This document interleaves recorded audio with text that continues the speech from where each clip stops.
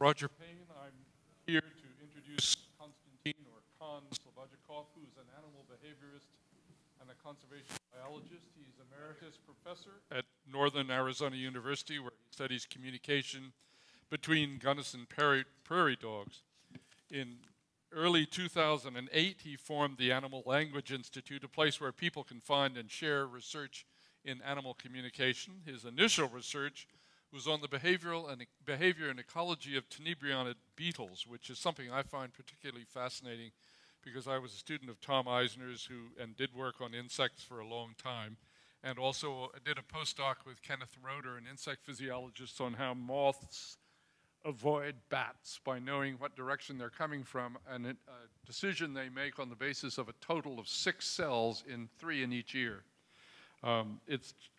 He also is then, in the 1980s, he switched his research to studying the social behavior of communication in prairie dogs, and he is the senior author on a book that I highly recommend called Prairie Dogs.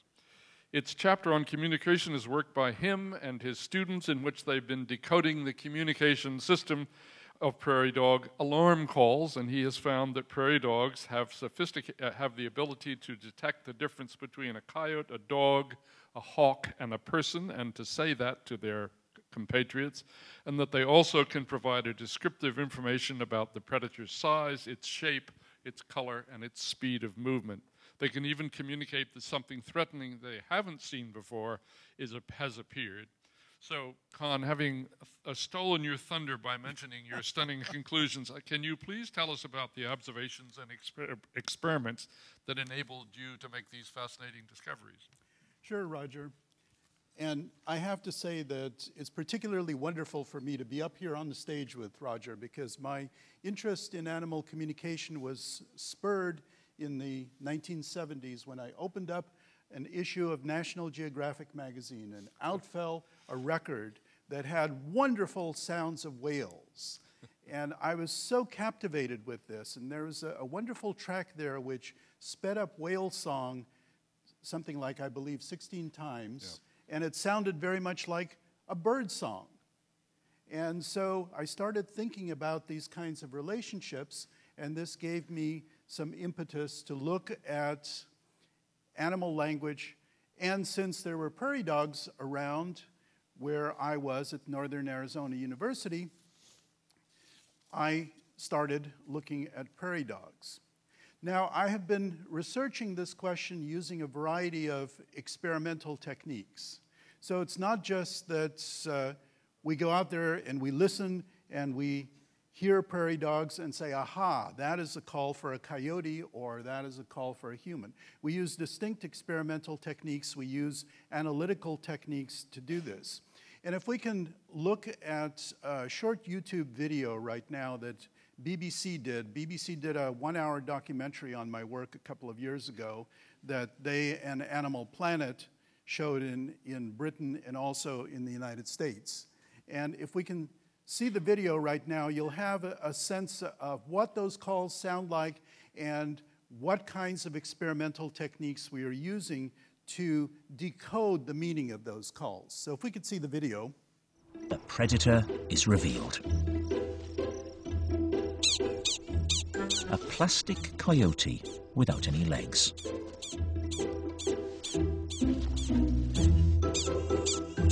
It seems like an encouraging result. The prairie dogs are certainly being vocal. What's really wonderful about this is that other individuals are chiming in just in response to the vocalization. So they don't even have to see the stimulus in order to know that this is a coyote, and they start yelling.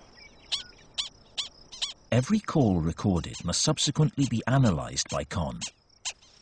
We can hear the difference in the calls between the different predators, but that's not really enough for us. What we really need is some sort of analytical tools for measuring what the frequency and time elements in the call are. And so this software here allows us to do this. This is an alarm call elicited for a coyote, and we can hear that it has a series of rhythmic chirps. Let me stop it at this point. We think that each prairie dog has its own individual, unique tonal qualities, just like humans have different voices and different voice prints. But even though each individual prairie dog might differ, all the prairie dogs have a common call for a coyote, even within those individual voice print differences.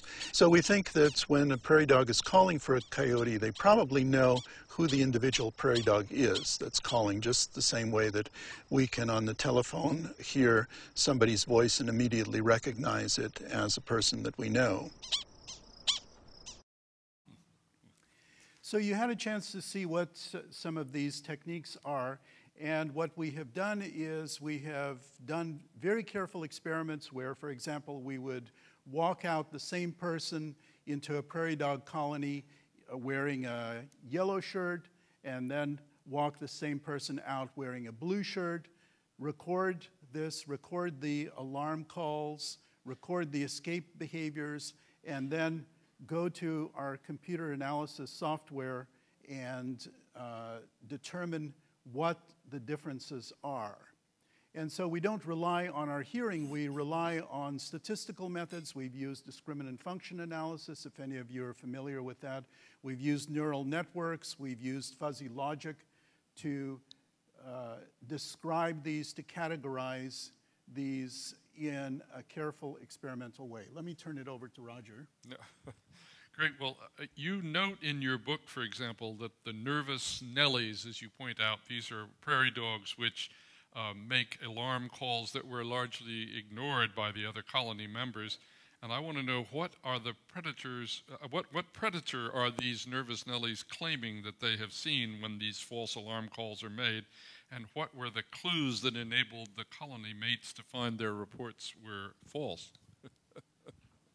Usually the nervous Nellies, and to be a non-gender specific, we call them nervous Nellies and worried Willies. And usually these have gotten a glimpse of us, even though we try to hide in blinds, we hide in cars, we try to stay out of the vision of these prairie dogs. A nervous Nellie might get a glimpse of us, and then she keeps repeating, human, human, human, human, human, over and over and over again for 20 or 30 minutes. But after a short period of time, it's like the little boy who cried wolf. The other prairie dogs say, oh yeah, that's just Sally. She's just calling again, and so they ignore her completely. Because that seems to me like it's evidence for recognition of individual voices by these prairie dogs.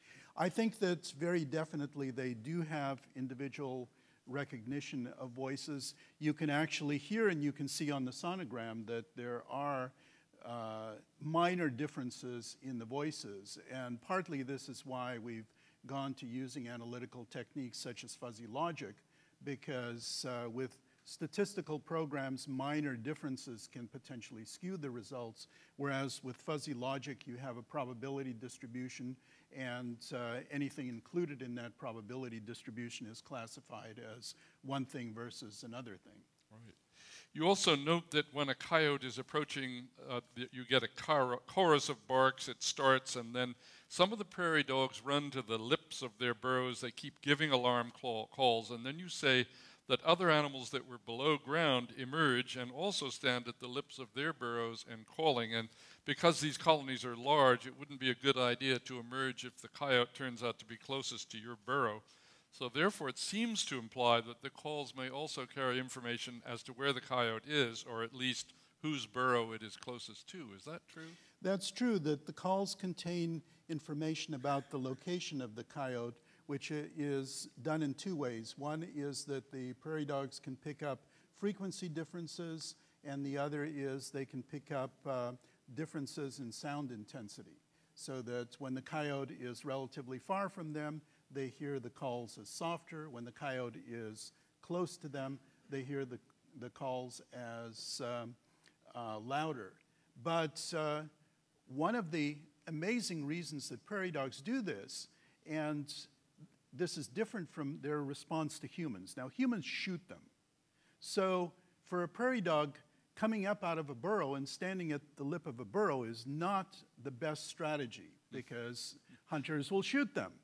But for a coyote, it is the best strategy because coyotes hunt in different ways. Individual coyotes hunt in different ways, so that some coyotes, for example, will walk through the colony and they look completely unconcerned. Don't mind me, I'm just walking through here, don't pay any attention to me.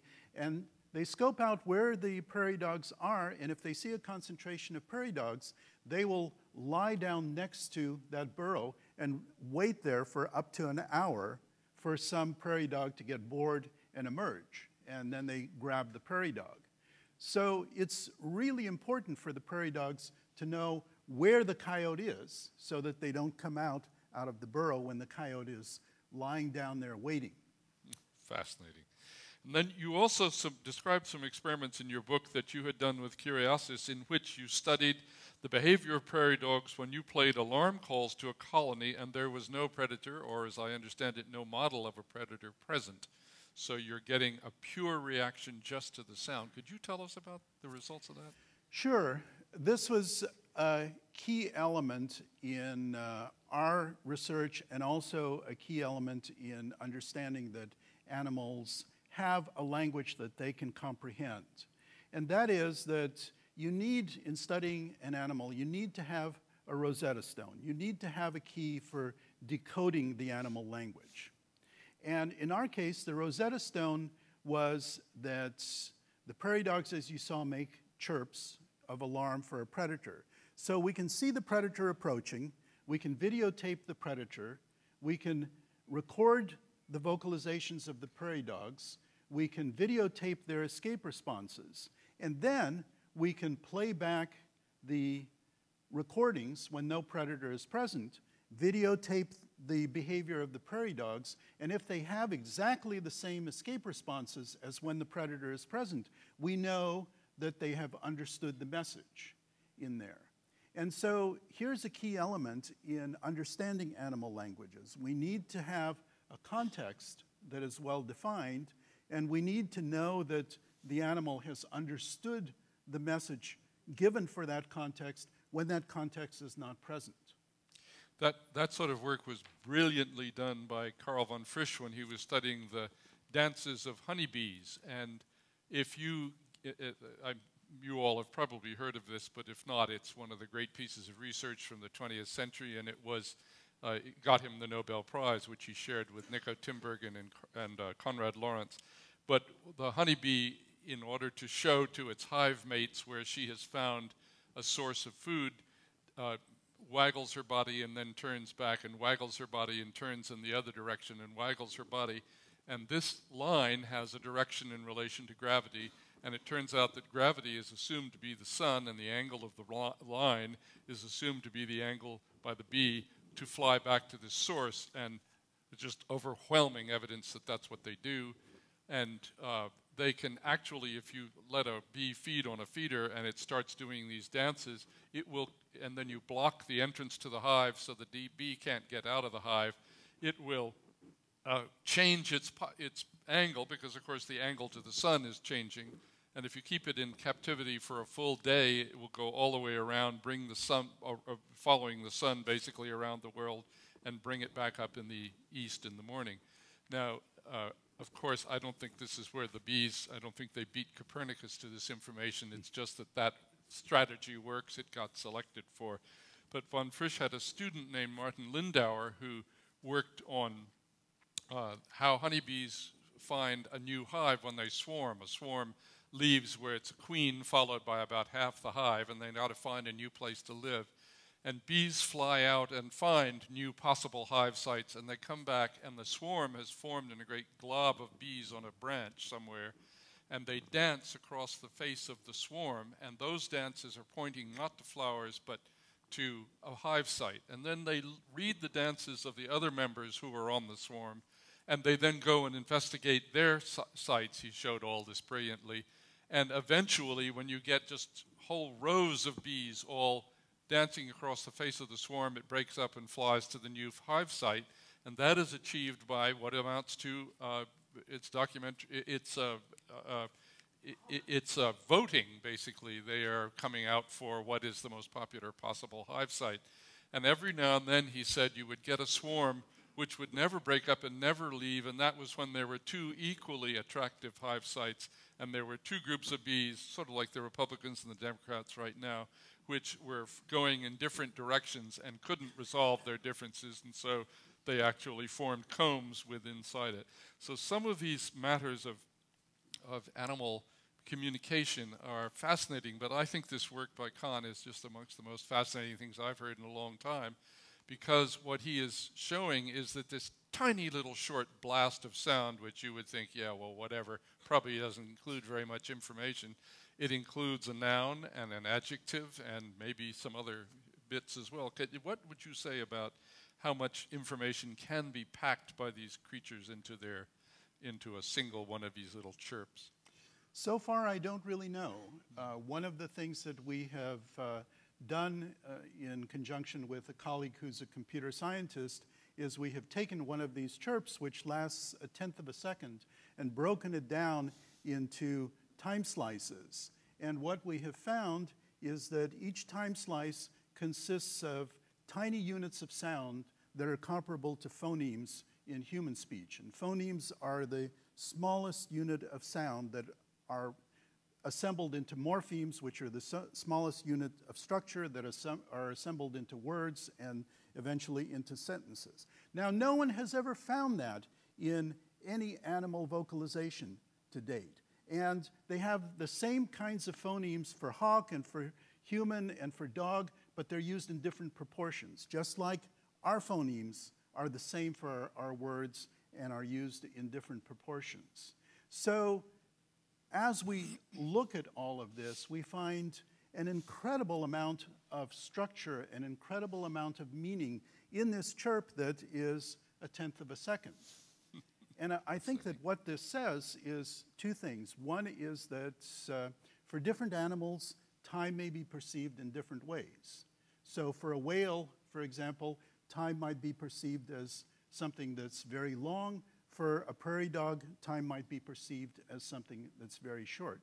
But the other thing is that if we start looking at what animals are capable of, there's an amazing amount of information out there suggesting that lots of animals have languages, or at least have language-like properties. There's an amazing amount of information among primates.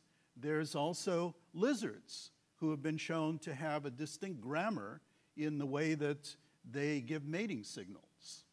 And so we're scratching the surface of things with our prairie dogs, and I think that lots of animals are also going to be found to have similar kinds of systems, more complex kinds of systems.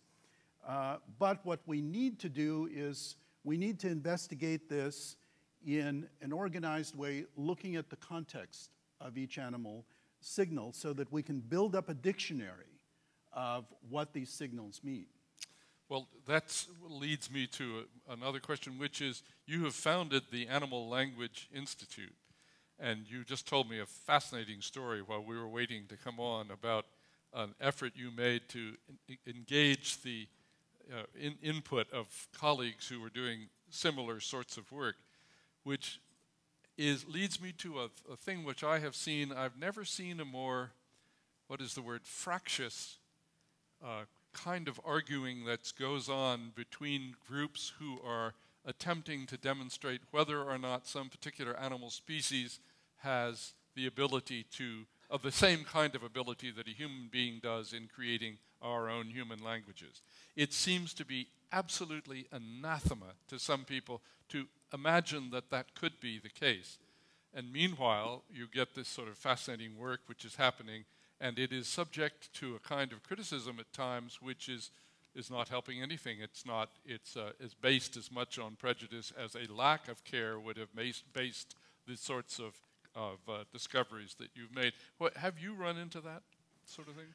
I've run into that all the time. And basically, at this point, language in animals is one of the last things that separates us versus them. When I was a student, I had anthropology books that said at that time, man, the tool user. Now we know that lots of other animals use tools. Right. Then we had humans were the only ones with culture. Now we know that lots of animals have culture. So now language is the last bastion that separates us from all of the other animals. Many people seem to find that frightening. I don't understand why, if you believe in the evolutionary continuity of humans and all of the other animals, you can see that there are a lot of evolutionary parallels between us and them. And yet many people like to think that language is what separates us from the rest, and somehow mysteriously, we humans were the only ones that got language. Bang, here we are with language, and no other animal species has this. Now, in a forthcoming book that I have, I propose a theory that shows this evolutionary continuity that I call discourse theory. And if you look at all of the evidence, things stack up so that lots of animals have pieces of it, but we're not there yet. And if I could just comment one thing, that one of my interests in doing this is that I basically would like people to treat animals better. And I think that we have the technological capability right now, based on the kind of stuff that I've been doing with computers and so on. We have the technological capability of making computer devices and software that would allow us to communicate with animals. I mean, think of how wonderful it would be. Many of us have dogs. 50% of American households have at least one dog. 30% of American households have at least one cat. Think of how wonderful it would be to have a little device where your dog could say, woof, and the device would say, feed me, stupid. Or your cat could say, meow, and the device would say, let me out and leave me alone. And I think that we have now the technological capability to do this. It would take a lot of work, but think of how that would change our relationship with farm animals. If we could tell our horses to go out to another paddock where we've put out food, or if we could tell our cows that it's time to come in, we need to milk them.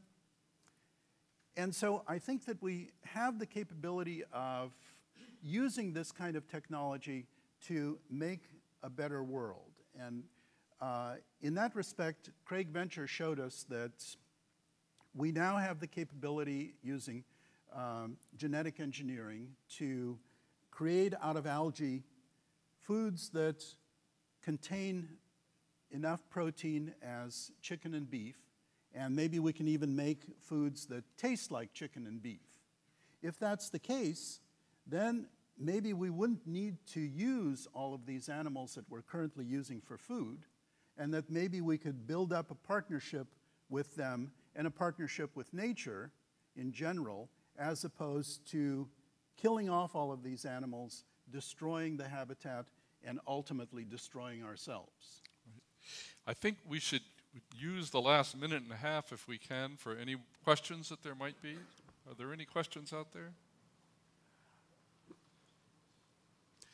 Well, I can't see it. Oh, it's right there, yeah. David Bren, you might have guessed I'd come up for this topic, because I've been very interested in this for many, many years, and I've portrayed a future in which, 200 years from now, in which we've done considerably more. I'm glad you, Roger, you led into Craig Venter, and that's the notion of modification, because what we understand, we eventually meddle with. And the notion that we might modify creatures in order to enhance, in other words, don't reject their intelligence, but embrace it and use our powers to enhance it. It may be that it appears to be that a great many animals have come up to the threshold level that we see with prairie dogs, a little bit higher with corvids, crows, and parrots, and a little higher with the chimps and the dolphins.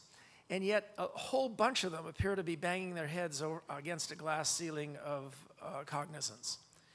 What do you think of the notion that we might, over the course of the next 100 years, begin this project? Now, it was often portrayed in science fiction as being evil because we would enslave them. I don't think that's what we would be looking for. I think that we'd be looking for an expansion of the range of people in our culture. We're going to be expanding that anyway with artificial intelligence, right? And we've been expanding the circle with different kinds of people.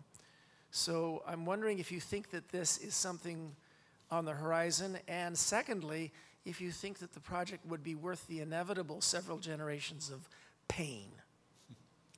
I think it's a great idea. I think that if we can go into this with the mindset that we are going to be partners with animals rather than exploiting animals, I think that we can get around the idea of enslaving them. And I think that here we would be tying into a basic human need in that humans seem to need to have animals and plants around them. Otherwise, people wouldn't have dogs, otherwise people wouldn't have cats or pet birds, and so on.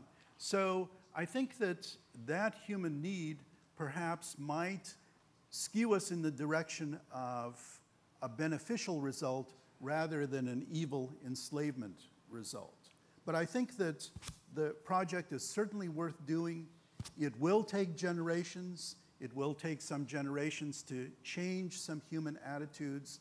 But ultimately, I think that's where we're going. And ultimately, a couple of 100 years from now, I think we will see animals as full or partial partners of humans in everything that we do. Well, we're out of time, and thank you all very much. Thank you, Tom.